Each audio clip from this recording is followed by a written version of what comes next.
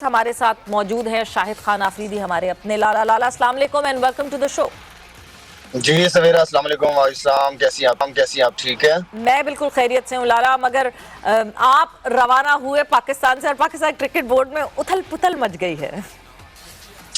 सवेरा, के हमारे बड़ों ने इस कौम को ये डायरेक्शन ही नहीं दी पाई कि इस कौम ने जाना किस तरफ है। तो ये तो एक चेयरमैन की बात है। तो के इस तरह की डिसीजन समझ से बालातर है कि हर चीज में हम पॉलिटिक्स को इन्वॉल्व कर देते हैं। हमारे तो पाकिस्तान में मस्जिदों में पॉलिटिक्स आ गई है, तो बाकी दुआ ही कर सकते हैं सवेरा।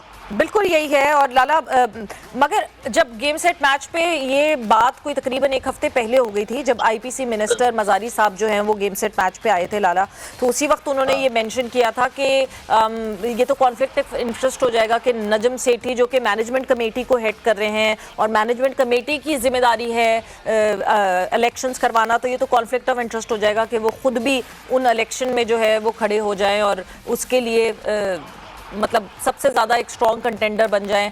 और ये तो पहले से हमने प्लान किया हुआ था जब ये गवर्नमेंट बनी थी कि जो मिनिस्ट्री जिसके पास होगी उसके अंडर उसी के लाला जो जो उन्होंने बात की थी एग्जैक्टली वो हम आपको शॉर्ट सुना देते हैं और फिर आगे उस पर फर्दर ऑन डिस्कस करते हैं। प्लीज। सेठी साहब खुद आना चाह रहे हैं। It is a conflict of interest. जी, he is heading the management committee. ये मिनिस्ट्री पीपल पार्टी के पास है, तो लिहाजा इधर पाकिस्तान क्रिकेट बोर्ड का चेयरमैन पीपल पार्टी का ही बंदा होगा। यानी हम जका साहब को आते हुए देख रहे हैं, जका अशरफ साहब को। बिल्कुल जी, इंशाल्लाह। तो एक हफ्ते पहले ही लाला ये खबर यहाँ गेम सेट मैच पे हम लोगों ने डिस्कस कर ली थी, इसीलिए अब ये जो दो हमें नॉमिनीज के नाम दिख रहे हैं वो जका अशरफ है और मुस्तफ़ा रामदे हैं। और कोई एक ऑब्वियस सी सिलेक्शन लग रही है कि जका साहब जो है वो अब हमें पाकिस्तान क्रिकेट बोर्ड के अगले चेयरमैन दिखेंगे। सवेरा, यहाँ पे जो है ना, जब जब बड़े कोई फैसला कर लेते हैं ना, फिर वो ये नहीं देखते कि क्या सिस्टम है, क्या कानून है, नुकसान होगा, फायदा होगा, हम किस तरफ जा रहे हैं। वो फिर उनका वो मकसद नहीं होता। उनका मकसद वही होता है जो पॉलिटिक्स है, अपने लोगों को लेके आना। के किसी भी दौर में अगर आप देखें, मैंने उस दिन भी आपके प्रोग्राम में बात की थी कि ये चीजें वजीर आजम के हाथ में नहीं होनी चाहिए। इस क्रिकेट को अगर आपने संभालना है, हमारे पास क्रिकेट ही है इस मुल्क में जो दुनिया में जाके पाकिस्तान की पहचान कराती है। इसको प्लीज सियासत से दूर रखें और इसका वजीर आजम से कोई ताल्लुक नहीं होना चाहिए। इसका अलग बोर्ड हो, उसी के अंदर इलेक्शन होने चाहिए और वही बोर्ड जो है वो चेयरमैन लेके आए।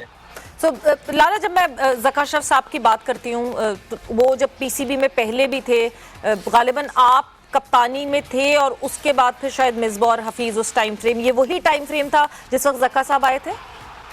नहीं, जका साहब के दौर में जो है मेरा कमबैक हुआ था और इजाज भट्ट साहब के दौर में मैं कप्तान था, लेकिन उसी दौर में मैं कप्तानी से भी हटाया था मुझे।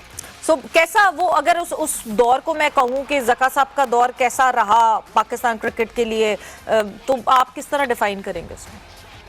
अच्छा, वो एक ऐसा टाइम था मेरे ऊपर जिसमें मैंने इधर उधर कौन क्या कर रहा है, कौन क्या नहीं कर रहा, मैंने बिल्कुल अपना फोकस जो है ना वो सिर्फ इसलिए कि मैं थोड़ा सा एक इजाज भट्ट साहब के दौर में एक मुश्किल टाइम चल रहा था मेरे ऊपर, लेकिन अल्हम्दुलिल्लाह अल्लाह जिसको चाहे इज्जत देता है। तो वापस कम बैक था और मेरा सिर्फ और सिर्फ फोकस मेरी क्रिकेट के ऊपर था, मेरी परफॉर्मेंसेस के ऊपर था।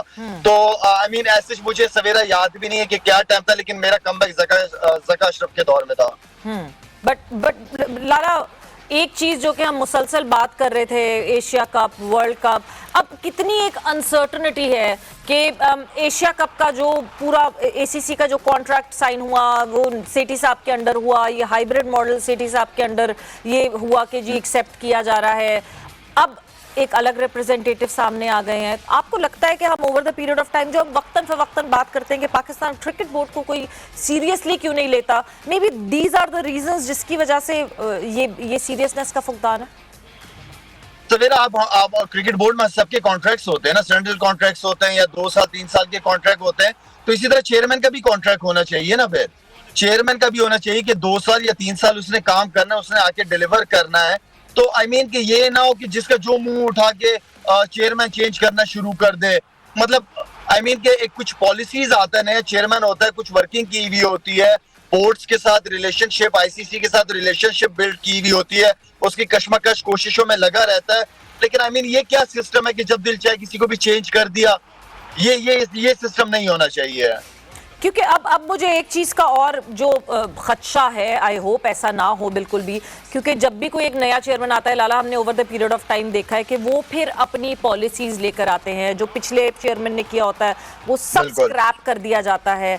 इस वक्त हमारे पास जो है वो एक पूरी लॉट है फॉरेन कोचेस की। As far as I remember, Zaka साहब जब लास्ट टाइम आए थे उनका फोकस था कि हमारा लोकल कोच होना चाहिए। वकार यूनुस मोस्ट प्रॉब्ली जो है उस जमाने में कोचिंग कर रहे थे पाकिस्तान टीम की। क्या फिर हम ये तब्दीलियां देखेंगे? फिर ये सारा जो है ये म्यूजिकल चेयर चलेगा लाला? सवेरा मेरा तो नहीं ख्याल वैसे कि ऐसे कुछ बहुत ज्यादा चेंजेस होनी है।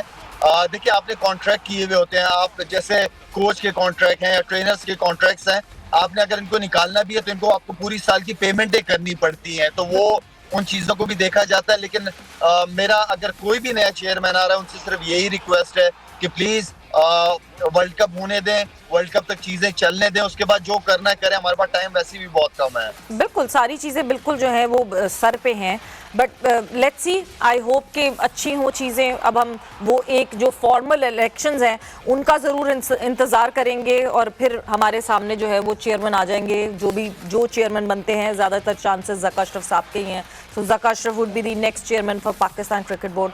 बट लाला, उसी दौरान अब मैं अगर मूव ऑन करूँ और श्रीलंका की सीरीज़ के हवाले से बात करूँ, सो स्क्वाड अनाउंस हुआ लाला, और स्क्वाड अगर आप मुझसे पूछते तो मैं तो बड़ा सेटिस्फाई हूँ स्क्वाड को देख के, मगर बहुत सारे लोगों को बहुत सारे जो है इश्यूज हैं। मतलब मोहम्मद हुरैरा की जगह उमर बिन यूसुफ का नाम आ रहा था, तो उमर बिन यूसुफ क्यों नहीं हुए? बहुत सारे लोगों ने ये भी बात की कि नहीं जी, कराची के लड़के नहीं हैं, सो कराची, वो जो कराची का एक हमेशा इशू आता है। अगर मैं स्क्वाड की बात करूं और स्क्रीन पे दिखा भी देती हूँ लाला, आपको बता भी देती हूँ आउट लाउड के स्क्वाड क्या है, तो फिर आप उसके हवाले से अगर कोई बात हमें कर सके तो।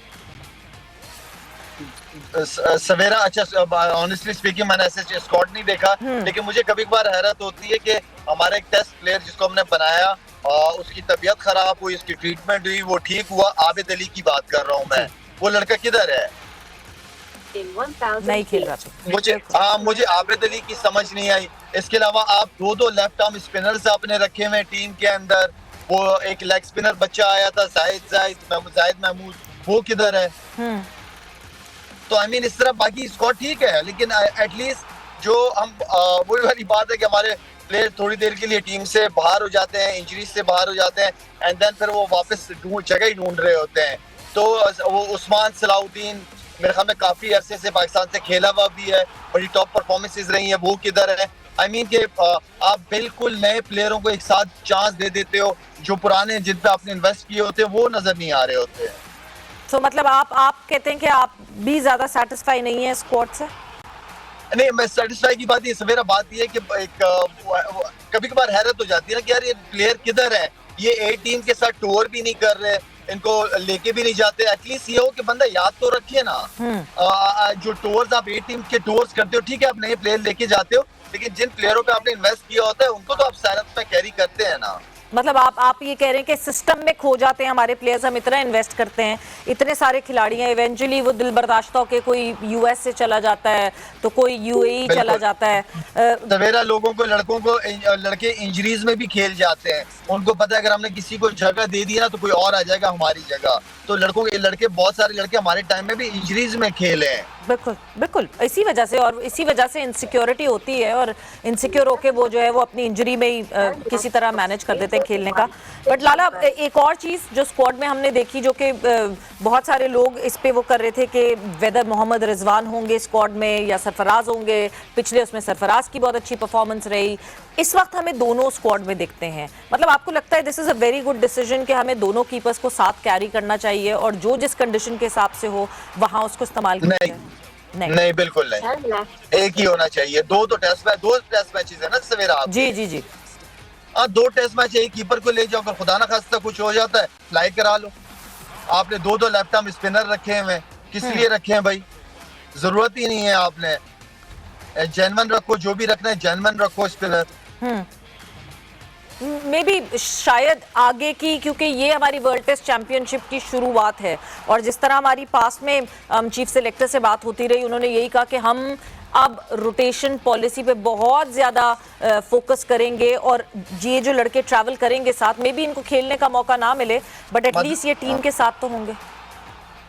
मतलब रोटेशन क्या मतलब है? एक मैच रिजवान खेलेगा, दूसरा सरफराज खेलेगा, इस तरह होगा?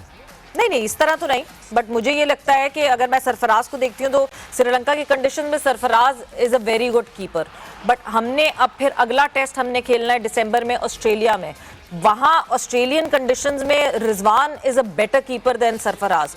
मे बी ये चीजें सोच के साथ साथ कैरी किया हुआ हो। देखिए, इतना हमारे मुल्क में कल परसों का नहीं पता चल रहा होता, आप बोल रहे हो कि इतना आगे का सोचा हुआ है। लेट्स सी, देखें, अब हमारी तो दुआ है कि जो भी करे अच्छा करे, पॉजिटिव करे, पाकिस्तान की क्रिकेट को नुकसान नहीं होना चाहिए बस। अच्छा, सो अब जब हम स्केड्यूल की बात करते हैं, अब श्रीलंका के लिए हमने रवाना होना है, टीम हमारी 9 जुलाई को रवाना हो जाएगी, हम क्या एक्सपेक्ट करें, किस तरह की performances Lala, what do you think?